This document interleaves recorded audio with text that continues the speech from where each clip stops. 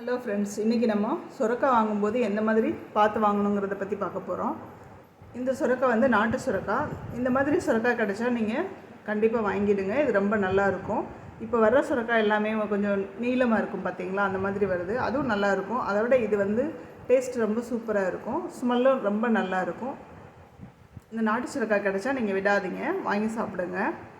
எந்த சுரக்காயாக இருந்தாலும் சரி, நீங்கள் வாங்கும்போது அமுக்கி பாருங்கள். அமுக்கி பார்க்கும்போது அது வந்து அமுங்கக்கூடாது. மேலே எதுவும் டேமேஜ் இல்லாமல் இருக்கா அப்படிங்கிறதையும் பார்த்துக்கோங்க. அதுக்கப்புறம் வந்து நீங்கள் மேலே வந்து இந்த நகத்தால் இப்படி கிள்ளி பார்த்தீங்கன்னா இந்த தோல் வந்து சாஃப்டாக இருக்கும். இந்த மாதிரி சாஃப்டாக இருந்ததுன்னா அது நல்ல சுரக்காய், அதை நீங்கள் வாங்கிக்கலாம். சுரக்காய் வாங்கும்போது பெரிய சைஸாக வாங்காதீங்க, சின்னதாக அல்லது மீடியம் சைஸில் வாங்குங்க, ரொம்ப நல்லாயிருக்கும். பெருசாக வாங்கினீங்கன்னா டேஸ்ட் நல்லா இருக்காது. கட் பண்ணி வாங்கும்போது இந்த பக்கம் இருக்குது பார்த்தீங்களா, மேல் பக்கம், இந்த பக்கம் இருக்கிற மாதிரி கட் பண்ணி வாங்குங்க. பாதியை கட் பண்ணி வாங்குறீங்க, பாதி மட்டும் வாங்குறீங்க அப்படின்னா.